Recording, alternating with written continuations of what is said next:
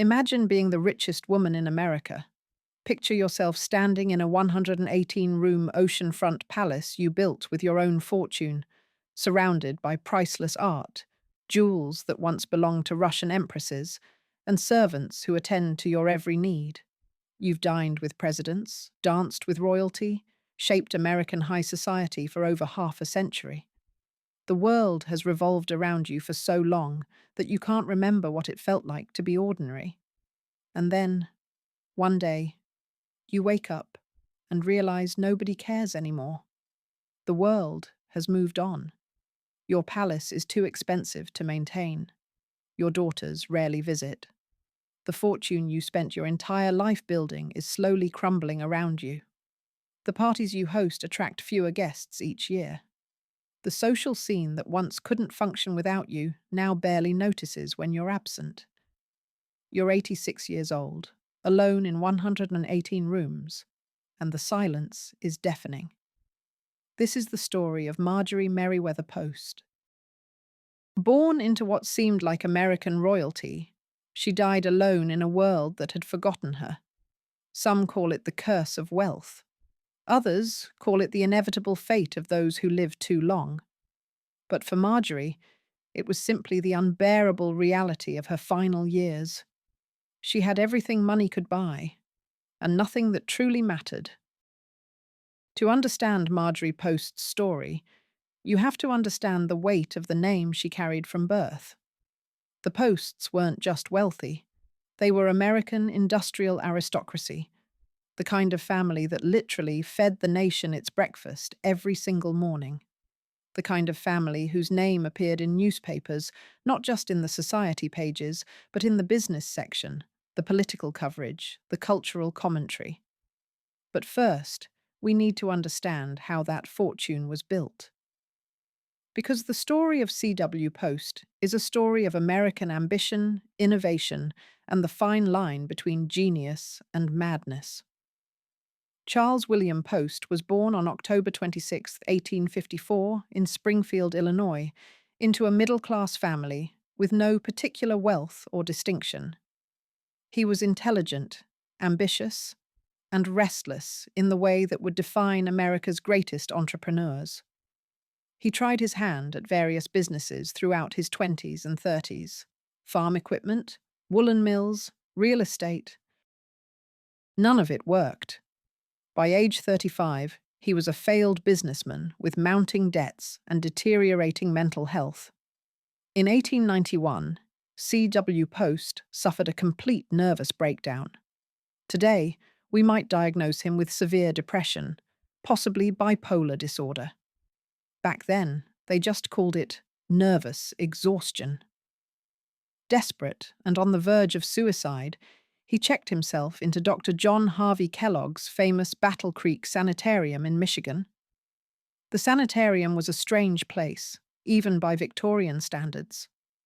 Dr. Kellogg promoted strict vegetarianism, daily enemas, abstinence from sex, and a diet heavy in grain-based foods. He believed that America's health problems stemmed from poor diet and immoral living. His patients included some of the wealthiest people in America, all searching for cures to ailments that doctors couldn't explain or treat. C.W. Post stayed at the sanitarium for 9 months. He didn't get better. The treatments didn't work. The depression didn't lift. But something else happened during those 9 months. Post watched Kellogg run his operation and realized something profound. People would pay enormous amounts of money for products that promised health and wellness, even if those promises were based more on marketing than medicine. What happened next changed American business history forever. In 1892, barely recovered and still struggling with depression, C.W. Post borrowed money from his brother and opened a small factory in Battle Creek, just a few blocks from Kellogg's sanitarium. His first product was Postum, a coffee substitute made from roasted wheat, bran, and molasses. The drink itself was unremarkable, but Post's marketing was revolutionary. He created advertisements that claimed coffee was poisonous, that it caused blindness, paralysis, and even death. Postum, on the other hand, could cure headaches, poor digestion, even appendicitis. It was pseudoscience. It was fear-mongering. It was also brilliant marketing for the era. Within a year, Postum was generating $250,000 in annual sales, equivalent to roughly $8 million today. But C.W. Post was just getting started. He understood something that few businessmen of his era grasped.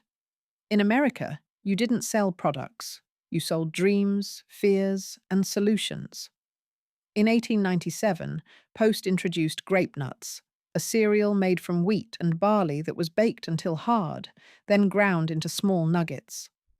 The cereal contained neither grapes nor nuts, but Post claimed it would cure appendicitis, tuberculosis, malaria, and loose teeth. The advertisements were outrageous, even by the standards of that era. But they worked. By 1901, Post was selling $1 million worth of grape nuts annually, equivalent to over $35 million in today's dollars. The Post cereal company expanded rapidly. In 1904, Post introduced Post Toasties, a direct competitor to Kellogg's Corn Flakes. The cereal wars had begun, and C.W. Post was winning. He built massive factories in Battle Creek that employed thousands of workers.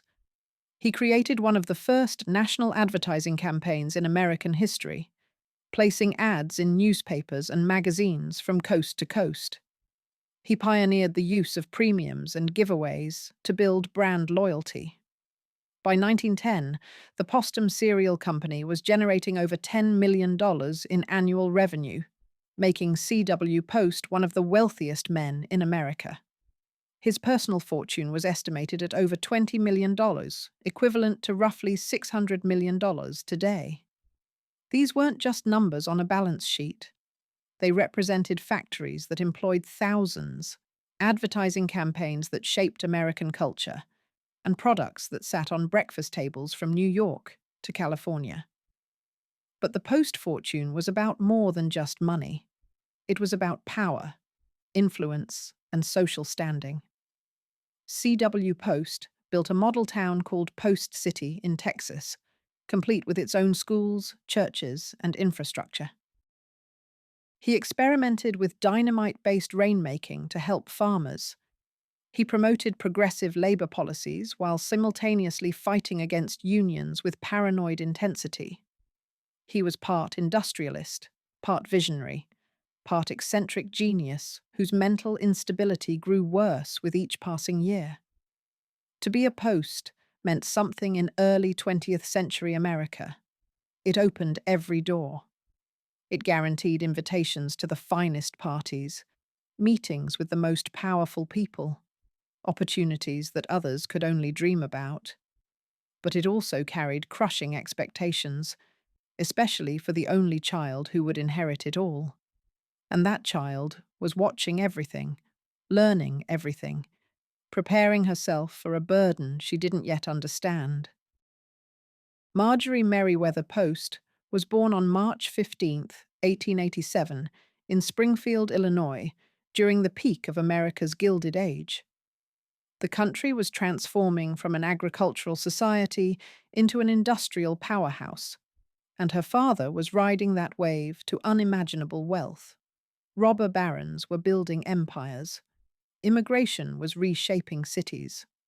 New technologies were changing daily life. It was a time of extraordinary opportunity and equally extraordinary inequality.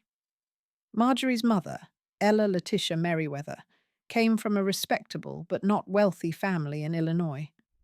She was intelligent, refined, well-educated, and devoted to her only daughter.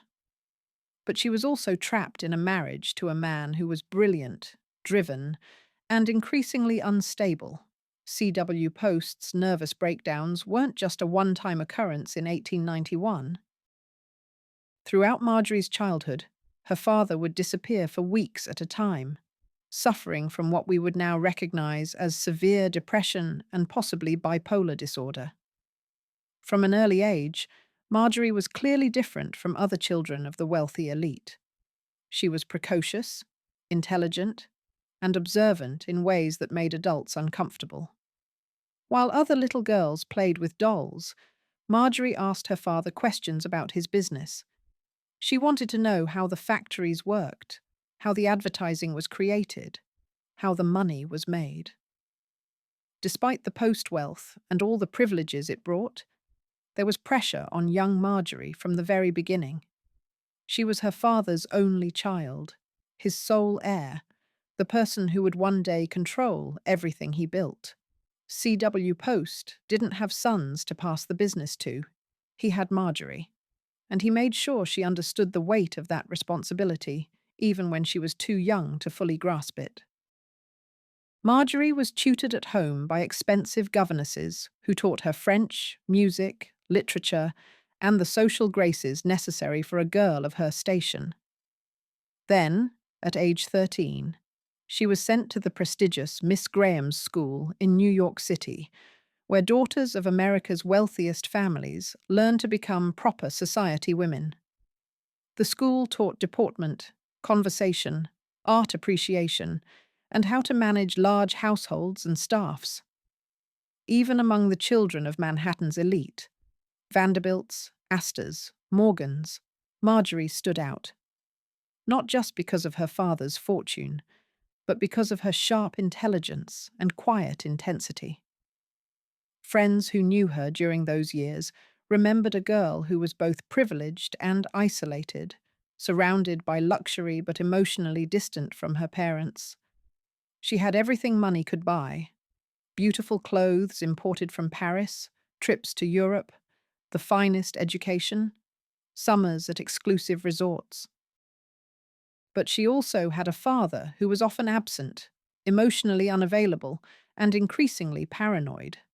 C.W. Post became obsessed with preventing labor unions from organizing his workers. He convinced himself that enemies were constantly plotting against him. He would fly into rages over minor issues, then disappear into his study for days. Marjorie's mother tried to shield her from the worst of it. But how do you hide a father's madness from an intelligent, observant child? How do you pretend everything is normal when the man who built an empire can barely get out of bed some mornings? Marjorie learned early that wealth didn't equal happiness, that success didn't guarantee peace, that the empire her father built was both a blessing and a burden she would one day have to carry alone. She learned to smile at parties while watching her father's mood swings. She learned to make polite conversation while her mother whispered anxiously about his health.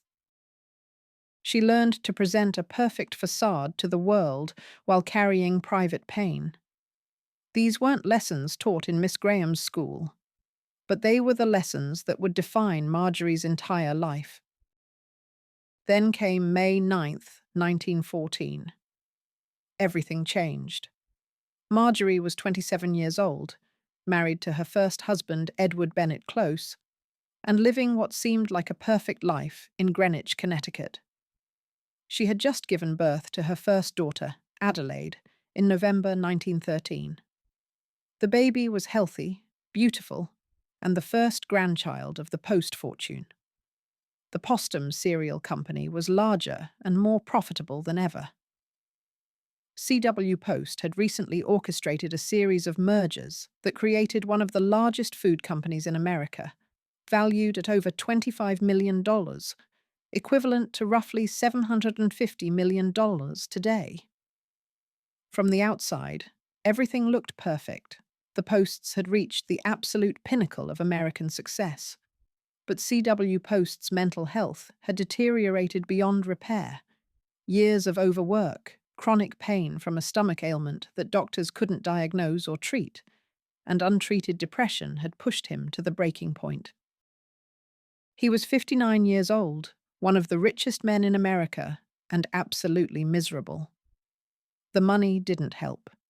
The success didn't help. Nothing helped. On the morning of May 9th, 1914, at his winter estate in Santa Barbara, California, C.W. Post walked into his bedroom, sat down at his desk, wrote a brief note to his wife, put a revolver to his head, and pulled the trigger. The gunshot was heard by servants throughout the house. By the time they reached his room, he was dead. How do you tell a 27-year-old woman that her father just killed himself? That the brilliant, difficult, complicated man who built an empire from roasted grain is gone?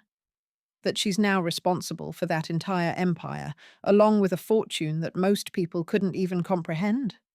Marjorie was at her home in Connecticut when she received the telegram. She had a 6-month-old baby. She had a husband who knew nothing about business. She had a mother who was devastated and unable to help. And she had a multi-million-dollar company that needed someone to take control immediately. The funeral was held in Battle Creek, Michigan, on May 12, 1914. Thousands of workers from the Postum factories lined the streets to pay their respects. Business leaders from across the country sent condolences. Newspapers ran lengthy obituaries praising C.W. Post's business genius, while carefully avoiding any mention of suicide or mental illness. Marjorie attended the funeral in black mourning clothes, her face composed, her emotions carefully controlled. Nobody who saw her that day could have guessed what she was planning. Because while everyone else was talking about how the Postum cereal company would now be run by professional managers and board members, Marjorie was quietly making other arrangements. Within weeks of C.W. Post's death, she took control of the company. In 1914, when women couldn't even vote, when the idea of a female corporate executive was almost unthinkable, when business leaders openly stated that women lacked the mental capacity to run large companies, nobody expected her to succeed. Business reporters predicted the company would be sold within a year. Competitors circled like sharks, waiting for the inevitable collapse. Even some members of her own family suggested she hire male managers and take a passive role as owner. But here's the thing. Marjorie Post wasn't just playing at business. She wasn't some dilettante heiress pretending to understand her father's company. She had grown up watching C.W. Post build his empire. She understood marketing, production, distribution, labor relations, advertising. She knew the cereal business inside and out. And she had something her father never had: emotional stability, social intelligence, and the ability to work with people rather than against them. Over the next 15 years, Marjorie didn't just maintain the Postum cereal company. She transformed it into something her father could never have imagined. She acquired the Jell-O company in 1925. She bought the Baker's chocolate brand. She pioneered the frozen food industry by acquiring Clarence Birdseye's company in 1929. She purchased Maxwell House Coffee and turned it into one of America's most recognizable brands. In 1929, she consolidated all these holdings into a new corporation, General Foods. It was one of the largest food conglomerates in the world, with products in millions of American homes. By that point, General Foods was worth over $500 million, equivalent to roughly $8.5 billion today. Marjorie's personal fortune was estimated at over $250 million, making her the wealthiest woman in America and one of the wealthiest people of any gender. She had everything. Absolutely everything. Power, wealth, influence, respect. She proved that a woman could run a major corporation. She proved that she was her father's true heir, not just in name but in ability. But what happened next would show that all the money in the world couldn't protect her from the loneliness that was coming. That success in business didn't guarantee success in life. That you could win every battle and still lose the war. In 1923, during her marriage to Edward Francis Hutton, Marjorie Post made her first visit to Palm Beach, Florida. She was 36 years old, at the height of her power and beauty, recently remarried to one of the most successful stockbrokers in America. Palm Beach was just beginning its transformation from a sleepy barrier island into the winter playground of America's wealthiest families. Henry Flagler had built his railroad to Florida, making the tropical paradise accessible to wealthy northerners fleeing winter. Addison Misner was designing Mediterranean revival mansions that dotted the coastline. Families with names like Vanderbilt, Rockefeller, and Astor were building winter estates, creating a social scene that rivaled Newport in the summer. Marjorie fell in love with Palm Beach immediately. The tropical climate, the ocean breeze, the casual elegance that was so different from the formal, stuffy society of New York and Washington. The palm trees and sunshine after months of dreary northeastern winters. But as she looked at the existing estates in Palm Beach, the Breakers, Whitehall, Casa de Leone, she realized something. None of them were good enough. Not for the richest woman in America. What happened next would define the rest of Marjorie's life and become her greatest achievement and her most unbearable burden. Between 1924 and 1927, Marjorie Post built Mar-a-Lago, which translates from Spanish as sea to lake. The name itself was ambitious. The estate would stretch from the Atlantic Ocean to Lake Worth, covering 17 acres of prime Palm Beach real estate. It would be the only estate in Palm Beach that actually touched both bodies of water, a feat that required Marjorie to purchase and combine multiple lots. The scale of the project was staggering. Mar-a-Lago would have 118 rooms, 58 bedrooms, 33 bathrooms, 12 fireplaces, and 3 bomb shelters. It would be built in the Spanish Mediterranean revival style that Addison Misner had made popular, but on a scale that dwarfed anything else in Palm Beach. The exterior would be constructed from coral stone quarried from the property itself, mixed with Bermuda coral and Dorian stone. Antique Spanish tiles were imported from Cuba. Decorative elements were sourced from demolished palaces across Europe. The architect, Marion Sims Wyeth, worked closely with Marjorie on every detail. This wasn't just a house. It was a statement. Marjorie wanted Mar-a-Lago to announce to the world that she had arrived at the absolute pinnacle of American society. That she wasn't just wealthy, she was creating her own version of American royalty. The cost was beyond comprehension. Marjorie spent over $7 million on construction alone, equivalent to roughly $120 million today. But that didn't include the furnishings, the art, the landscaping, or the infrastructure. She hired over 500 workers for the construction, including master craftsmen brought from Europe specifically to create custom details. Italian artisans carved stone. Spanish tile makers laid thousands of antique tiles by hand. French decorators installed gold leaf ceilings. Every detail was meticulously planned. The main living room was 30 feet long, with a gold leaf ceiling that required 6 months of work by Italian specialists. The dining room could seat 30 guests beneath antique Venetian chandeliers worth more than most people's houses. There was a Louis XVI style ballroom with parquet floors, a fully equipped theatre, a bomb shelter stocked with provisions, separate wings for servants, with quarters for up to 60 staff members. The gardens were designed to be equally impressive. Marjorie imported mature palm trees from around the world. She created formal gardens with fountains and statues. She built a 9-hole golf course. Every path, every flower bed, every tree was positioned for maximum aesthetic impact. But here's what made Mar-a-Lago truly unique. It wasn't just about displaying wealth. Marjorie genuinely believed she was creating something culturally important. She saw herself as an American Medici, using her fortune to create beauty and preserve culture. The art she installed wasn't just expensive, it was museum quality. Flemish tapestries, Spanish Renaissance furniture, Dutch paintings, French porcelain. Every room was a carefully curated collection.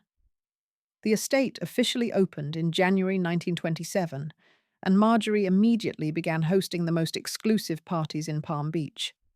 Presidents, ambassadors, movie stars, European nobility, everyone wanted an invitation to Mar-a-Lago. During the winter season, which ran from January through March, Marjorie would entertain constantly, sometimes hosting multiple parties in a single week. The parties were legendary, orchestras playing in the ballroom, champagne flowing like water, guests dressed in the latest Paris fashions. Marjorie herself would appear in her famous jewel collection: emeralds from Colombia, diamonds from Russia, pearls from the Pacific. She would move through her rooms like a queen holding court, the perfect hostess, charming everyone from Supreme Court justices to Hollywood actresses. For a while, it seemed like Marjorie Post had achieved the impossible. She had built a monument to wealth and taste that would last forever. A place where she would always matter, always be relevant, always be the center of attention. A palace that proved she was more than just an heiress. She was a tastemaker, a cultural leader, a force in American society. Years later, she would realize that Mar-a-Lago wasn't a monument. It was a prison, a 118-room cage made of coral stone and gold leaf. A burden that would consume her final decades and survive her death only to be turned into something she never intended. But in 1927, none of that was visible yet. In 1927, Marjorie Post stood in her new palace and believed she had finally created something that would make her immortal. What nobody talks about when they discuss Marjorie Post's incredible success is how desperately lonely she was. Behind the parties and the jewels and the presidential dinners, there was a woman who kept marrying men, hoping to find someone who could match her intellect, her ambition, her sheer energy. Someone who could be a true partner, not just an accessory or a trophy husband. She married Edward Bennett Close in 1905, when she was just 18 years old. Close was handsome, well connected to New York society, and from a good family. He seemed like the perfect match for the post-heiress. They had 2 daughters together, Adelaide in 1913 and Eleanor in 1909. But Close was completely overwhelmed by Marjorie. She was smarter than him, richer than him, more ambitious than him. He had married the Post fortune, and everyone knew it. When C.W. Post died and Marjorie took over the company, Close became increasingly irrelevant in his own marriage. They divorced in 1919, and Close faded into obscurity. In 1920, Marjorie married Edward Francis Hutton, the wealthy stockbroker and founder of E.F. Hutton and Company. This seemed like a better match. Hutton was brilliant, self-made, and wealthy in his own right. They shared business interests and social ambitions. In 1923, they had a daughter, Nadania Marjorie Hutton, who would later become famous as actress Dinah Merrill. For a while, the Hutton marriage seemed to work. They entertained together. They built Mar-a-Lago together. They were one of the most powerful couples in American society. But slowly, the same pattern emerged. Hutton couldn't handle being Mr. Post. No matter how successful he was in his own right, he would always be known primarily as Marjorie's husband. The press called him Mr. Serial. Invitations came because of her, not him. And Marjorie, for all her intelligence, couldn't seem to stop being the dominant force in the relationship. They divorced in 1935, after 15 years of marriage. It was amicable, as these things go for wealthy people. But it left Marjorie, at age 48, twice divorced, and starting to wonder if she was simply impossible to be married to. Then came Joseph E. Davies in 1935, just months after her divorce from Hutton. Davies was a successful lawyer and diplomat, sophisticated and politically connected. Finally, Marjorie thought. Here was a man who wouldn't be intimidated by her wealth or power. A man with his own career and ambitions. In 1936, Franklin D. Roosevelt appointed Davies as ambassador to the Soviet Union. This was Marjorie's moment. She threw herself into diplomatic life with incredible energy, using her own money to transform the American embassy in Moscow into a showplace of American culture and hospitality. The Moscow years, from 1937 to 1938, were perhaps the most meaningful of Marjorie's life. She hosted elaborate parties for Stalin's inner circle, trying to build bridges during a time of increasing tension between the US and Soviet Union. She studied Russian. She learned Soviet protocol. She used her social skills to navigate one of the most dangerous diplomatic environments imaginable. It was during this period that Marjorie acquired one of the most valuable collections of Russian imperial treasure outside of Russia. When the Soviet government was selling off the Romanov jewels and art to raise hard currency for industrialization, Marjorie bought extensively. Fabergé eggs worth fortunes, diamond tiaras that had belonged to empresses, imperial dinner services from the Winter Palace. She spent millions of her own money, preserving pieces that would otherwise have been melted down or lost forever. But the marriage to Davies was troubled from the start.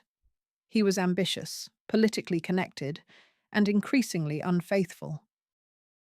He had affairs that were barely concealed from Washington society. Marjorie, who had always demanded loyalty even if she couldn't inspire love, was humiliated. During World War II, when Davies was serving in various diplomatic roles in Washington, Marjorie threw her energy into supporting the war effort, partly to avoid dealing with her failing marriage. She turned Mar-a-Lago into a convalescent center for wounded soldiers returning from the Pacific Theater. She donated millions to the Red Cross and various military charities. She opened her homes to host benefits and fundraisers. For a brief time, she was using her wealth for something genuinely meaningful, not just social display. They divorced in 1955. Marjorie was 68 years old, 3 times divorced, and starting to realize that maybe companionship wasn't going to happen for her, that maybe she was destined to be alone in her palaces. But she tried one more time. In 1958, at age 71, she married for the 4th and final time. Herbert Arthur May was a businessman and polo player from Pittsburgh, 11 years younger than Marjorie. Friends who knew them said he was kind to her, attentive in ways her previous husbands had never been. But it was clear to everyone that this wasn't a love match. It was companionship. Someone to have dinner with, someone to escort her to parties, someone to help her not feel quite so alone in 118 rooms. It lasted 6 years. They divorced in 1964, when Marjorie was 77 years old. She never married again. She was finally done trying to find someone who could love the woman behind the fortune. 4 marriages, 4 divorces, 3 daughters who had their own complicated lives. And at the end of it all, Marjorie Post was alone. By the 1960s, something fundamental had shifted in American society, and Marjorie Post was slowly realizing that the world she had dominated for so long no longer existed. The values that had defined her life, formal society, rigid social hierarchies, elaborate displays of wealth, were being rejected by a younger generation that viewed them as outdated and irrelevant. The counterculture was rising. Young people were protesting the Vietnam War, fighting for civil rights, questioning authority, and rejecting their parents' materialism. The idea of a woman spending millions on a palace seemed not just absurd, but morally offensive in an era of poverty, inequality, and social upheaval. Marjorie kept hosting parties at Mar-a-Lago, but fewer people came. The guest lists that once included sitting presidents and Hollywood royalty now featured aging socialites and nostalgic diplomats who remembered when formal society mattered. The younger generation of wealthy Americans, the children and grandchildren of her peers, weren't interested in the kind of elaborate social rituals that had defined Marjorie's world. Palm Beach itself was changing. It was becoming less exclusive, more accessible to the merely wealthy rather than the truly elite. New money was flowing in from Texas oil, California real estate, and Wall Street finance. These new millionaires didn't care about the old social rules. They built modern houses instead of Mediterranean palaces. They threw casual pool parties instead of formal balls. Marjorie's daughters had their own lives and their own problems. Adelaide, her eldest, had married and divorced multiple times. She struggled with alcoholism and depression, carrying her own demons that money couldn't cure. She lived in Washington, D.C., but rarely visited her mother. Eleanor, from the marriage to close, was quieter, more private. She married well, raised a family, and avoided the spotlight that had consumed her mother. She visited occasionally, but maintained careful distance from the post-fortune and all its complications. Nedania, who became actress Dina Merrill, was in Hollywood building her own career. She appeared in films, did television work, and tried to create an identity separate from being Marjorie Post's daughter. She resented the wealth, the expectations, the assumption that she was just another spoiled heiress. She visited Mar-a-Lago for holidays, but couldn't wait to leave. The truth is, Marjorie had devoted her entire life to building and maintaining an empire, and she had sacrificed genuine human connection in the process. Everyone wanted to know the famous Marjorie Post, the serial heiress, the hostess with the most, the woman who entertained presidents. But nobody truly knew the woman behind all that. The woman who was afraid of being forgotten. The woman who built palaces because she couldn't build lasting relationships. What must it be like to realize, at 80 years old, that you've spent your entire life building monuments instead of connections? That the parties you hosted, the art you collected, the estates you built, none of it created the love and belonging you actually wanted. By the early 1970s, Mar-a-Lago had become the heaviest burden of Marjorie's life. The estate required a full-time staff of 60 people just for basic maintenance. Groundskeepers, housekeepers, electricians, plumbers, security guards, cooks. The annual operating costs were over $1 million, equivalent to roughly $7 million today, and that was just to keep the lights on and the grounds maintained. The property taxes alone were crushing. Palm Beach had been raising taxes throughout the 1960s as the town's infrastructure needs grew. Mar-a-Lago's assessed value kept climbing, and so did the tax bill. By 1972, Marjorie was paying over $150,000 annually in property taxes, equivalent to over $1 million today. And for what? So Marjorie could rattle around in 118 rooms, most of which were never used? So she could maintain a palace for parties that nobody wanted to attend anymore? So she could prove to a world that no longer cared that she was still relevant? The same problem existed at Hillwood, her 40-room estate in Washington, D.C. More staff, more maintenance, more costs. Marjorie was spending millions every year just to maintain her properties, and the income from her trusts and investments, while substantial, couldn't keep up with the rising costs forever. She tried to find a solution. In 1972, Marjorie offered Mar-a-Lago to the federal government as a winter White House and presidential retreat, similar to Camp David in Maryland. She proposed donating the entire estate, along with an endowment for its maintenance. It was a generous offer worth tens of millions of dollars, a way to ensure that her life's greatest achievement would have meaning and purpose after she was gone. The government studied the proposal. Officials came to tour Mar-a-Lago. Reports were written. Meetings were held. And then they turned her down. The maintenance costs were too high. The location was too far from Washington for a president to use regularly. The security concerns were too complex, with the estate accessible from both the ocean and the lake. Nobody wanted Mar-a-Lago, not even for free, not even with an endowment. Can you imagine what that rejection must have felt like? Marjorie had spent $7 million in 1920s money to build her dream estate. She had filled it with museum-quality art and furniture. She had maintained it meticulously for 45 years.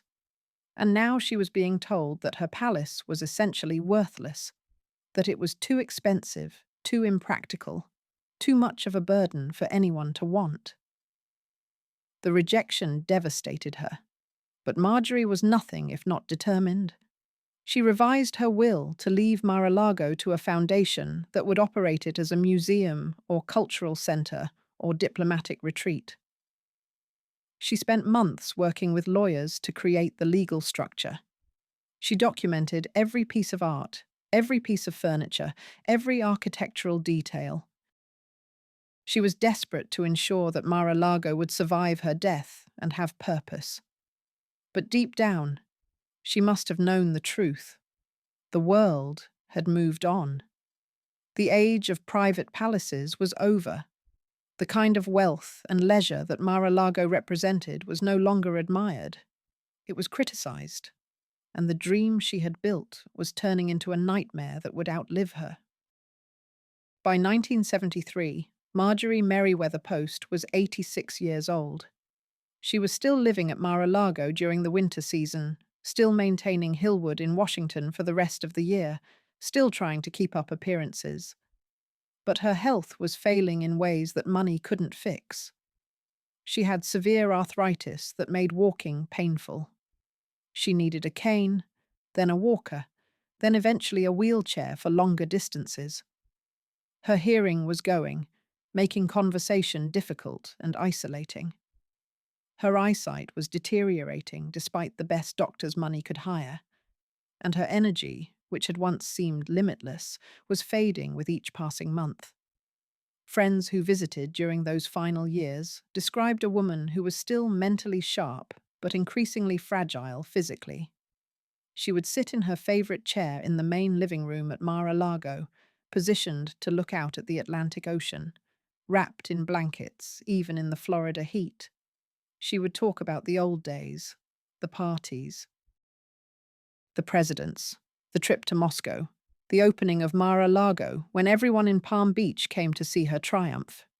She rarely talked about the present. What was there to say? Her daughters called occasionally, but were busy with their own lives and families. Adelaide was struggling with her own health problems. Eleanor lived quietly with her family. Dina was in California, caught up in her acting career and her own marriages and divorces. The staff at Mar-a-Lago were professional and respectful, but they were employees, not companions.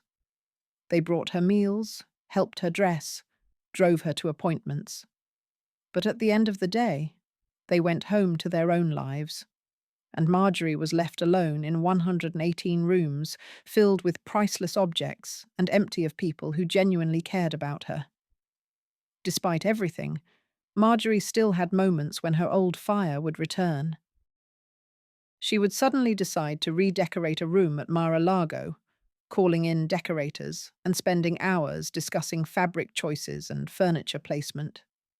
She would plan an elaborate dinner party, making detailed menus and seating charts, only to cancel it when she realized how few people would actually come.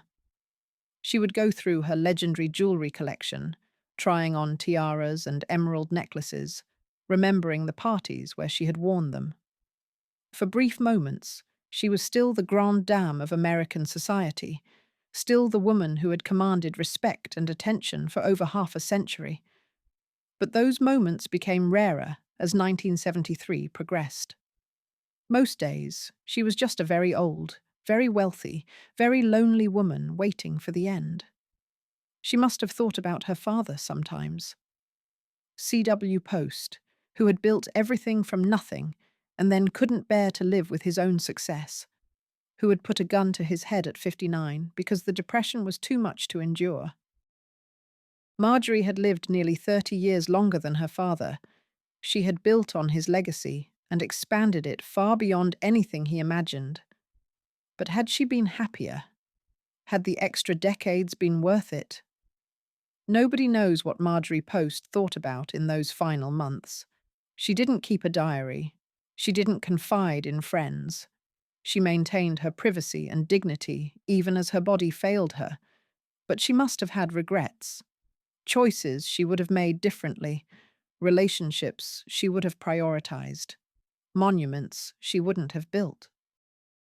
On September 12th, 1973, at approximately 7:30 in the morning, Marjorie Merriweather Post died in her sleep at Hillwood, her estate in Washington, D.C.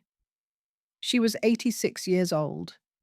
The cause of death was listed as natural causes related to advanced age and heart failure.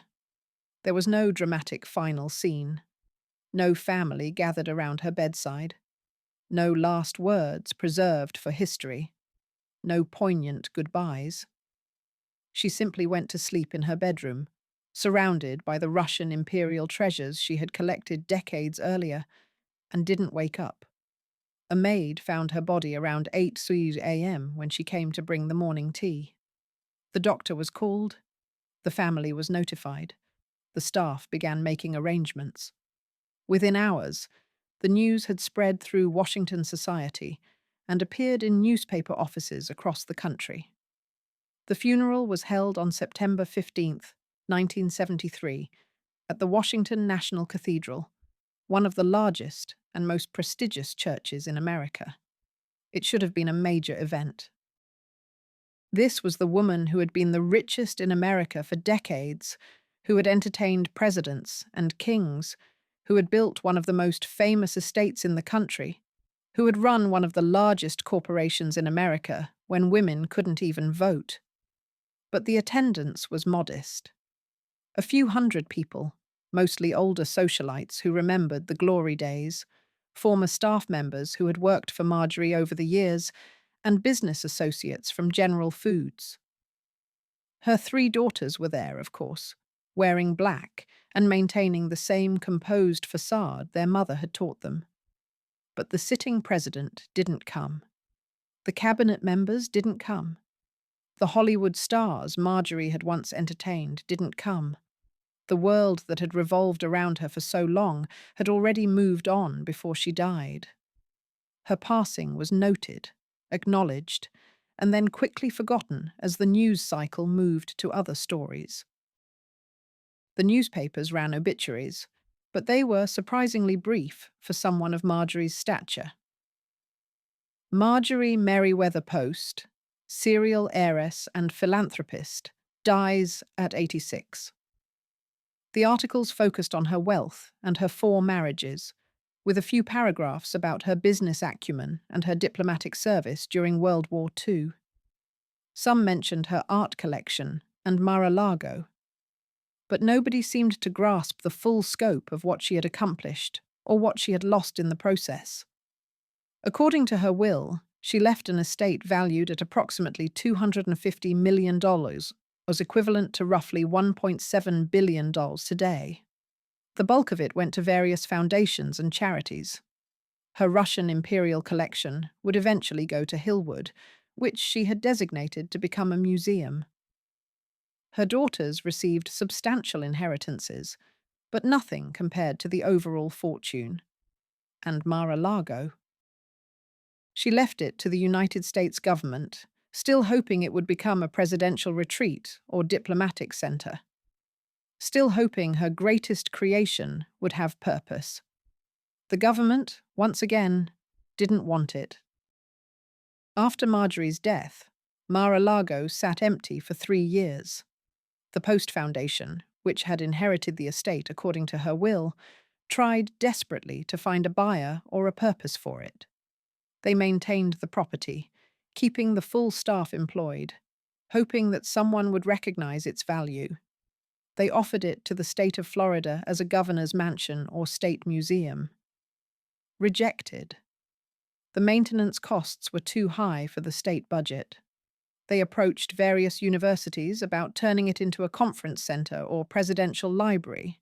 No interest. They contacted cultural organizations about making it a museum. Nobody wanted the responsibility. The annual maintenance costs kept climbing. By 1980, the foundation was spending over $1 million per year just to keep Mar-a-Lago from falling into disrepair, and it was generating zero income. The Palm Beach property taxes were climbing every year. The insurance costs were staggering. The aging infrastructure needed constant repairs. Finally, in desperation, the foundation announced they were considering demolishing Mar-a-Lago and selling the land for development. The 17 acres of oceanfront property were worth millions even without the house. Marjorie's life's work, the palace she spent years building and decades perfecting, was going to be bulldozed and turned into condominiums. In 1980, the foundation sold Mar-a-Lago to a development group for $7 million. The buyers announced plans to demolish the mansion and build luxury condominiums on the property. Preservation groups protested. Former staff members were heartbroken, but there seemed to be no alternative. Then, in 1985, a young real estate developer named Donald Trump bought the property for $5 million plus $3 million for the furnishings. He restored it, added a ballroom, turned it into a private club, and eventually made it his primary residence. In 2017, it became known as the Winter White House when Trump became president. The very designation Marjorie had hoped for when she tried to donate it to the government decades earlier. In a twist that Marjorie could never have imagined, Mar-a-Lago did become famous again. But not as the Winter Palace of America's serial queen, not as a museum of culture and taste. It became known as the gilded resort of a reality TV star turned president, a symbol of gaudy excess rather than refined elegance. The ultimate in dignity, Marjorie Post's greatest achievement survived, but as something she never intended. Her dream became someone else's brand. For Marjorie's 3 daughters, the loss of their mother was complicated in ways outsiders couldn't fully understand. Adelaide, the eldest, had struggled with alcoholism for decades. She died in 1987 at age 74, never fully recovering from the weight of being a post-heiress, never escaping the shadow of a mother who loomed too large. She left behind her own children, but also questions about what the post-fortune had cost her family over generations. Nadania, who became actress Dina Merrill, spent the rest of her life trying to separate herself from the post-fortune and build her own identity. She had a successful acting career, appeared in numerous films and television shows, and married 3 times herself. In interviews late in her life, she would talk about her mother with a mixture of admiration and sadness. She described a woman who was brilliant, driven, and fundamentally lonely. Someone who used parties and collections and building projects to fill a void that couldn't be filled with things. She died in 2017 at age 93, having outlived both her mother and her sister by decades. Eleanor, the quietest of the 3, lived more privately than her sisters. She focused on her family, avoided the spotlight that had consumed her mother and damaged her sister Adelaide, and maintained a lower profile. She died in 2006 at age 90, leaving her own children to grapple with what it meant to be descendants of the post-fortune. Years after Marjorie's death, people who had known her would tell stories. The staff members who worked at Mar-a-Lago and Hillwood, the business associates who worked with her at General Foods, the diplomats who attended her parties in Moscow, the society friends who watched her navigate 4 marriages and countless social changes. The stories painted a picture of a woman who was more complex than the newspaper obituaries suggested. Yes, she was wealthy beyond imagination. Yes, she built palaces and collected jewels and entertained presidents.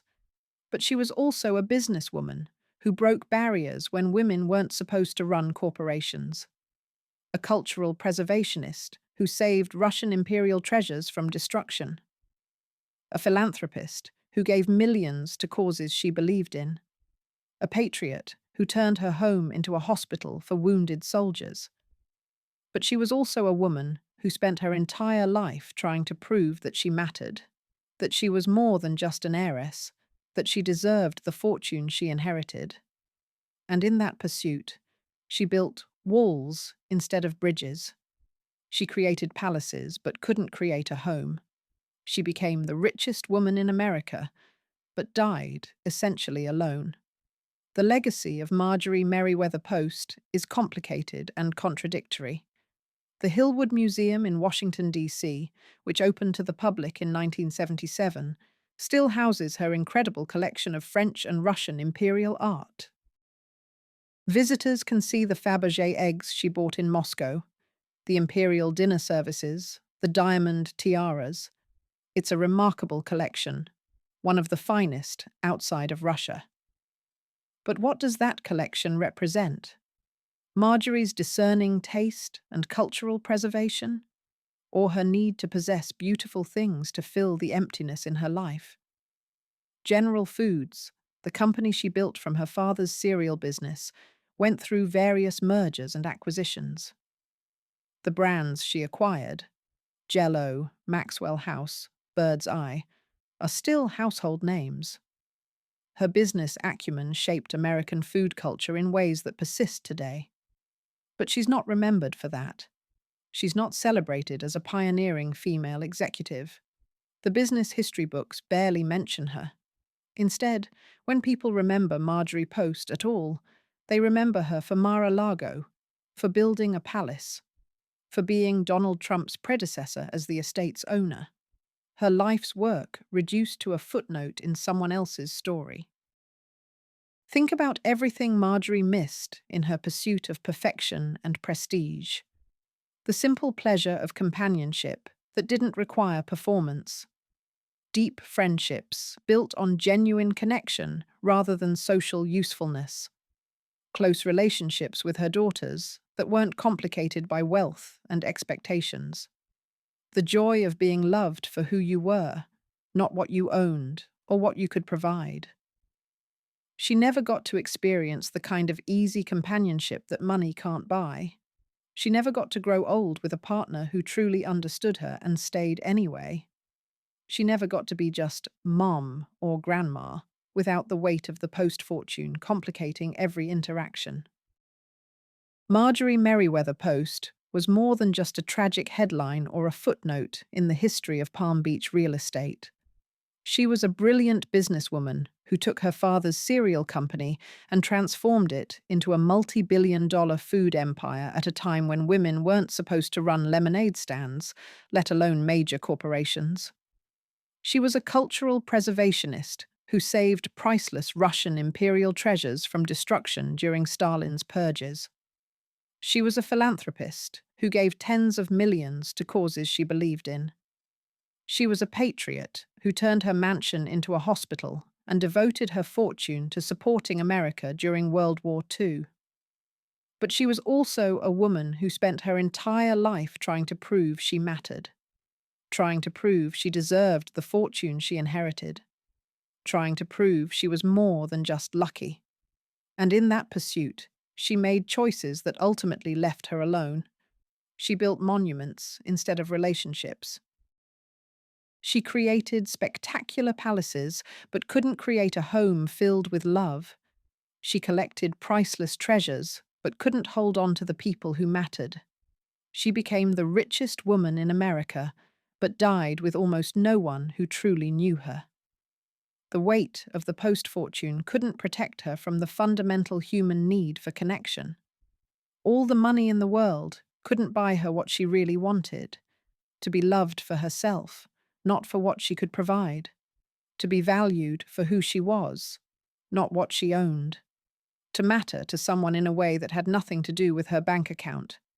Marjorie Post is remembered today, if she's remembered at all, as the woman who built Mar-a-Lago, not as the woman who ran General Foods, not as the woman who preserved Russian imperial art, not as the woman who broke barriers for female executives, not as the woman who served her country as an ambassador's wife during critical years of the Cold War. She's remembered for a building, for real estate, for creating something that outlived her but became something she never intended. And maybe that's the saddest part of all. She spent 86 years building an extraordinary life, accomplishing things that most people couldn't dream of, breaking barriers and creating beauty and preserving culture. And in the end, people only remember the palace, not the woman. The palace. Marjorie Merriweather Post had everything the world told her to want: the money, the power, the prestige, the recognition, the monuments that would outlive her. And it wasn't enough. It was never going to be enough. Because what she needed couldn't be bought or built or collected. What she needed was connection, intimacy, genuine love that wasn't complicated by wealth and expectations. She died alone in a palace, surrounded by priceless treasures, attended by paid staff. The richest woman in America, and perhaps one of the loneliest. If this story teaches us anything, it's that success and happiness aren't the same thing. That building monuments doesn't guarantee you'll be remembered for what matters. That dying with the most toys doesn't mean you won at life. That wealth can open every door, except the ones that lead to genuine human connection. Marjorie Post's final years were a slow realization that everything she built, the companies, the estates, the collections, couldn't protect her from the fundamental loneliness of a life spent performing rather than connecting, of being the hostess rather than the friend, of building a brand rather than a family. She had everything, and she had nothing. If you found this story compelling, please like and subscribe to our channel so you never miss out on more fascinating stories from history's most complex and tragic lives.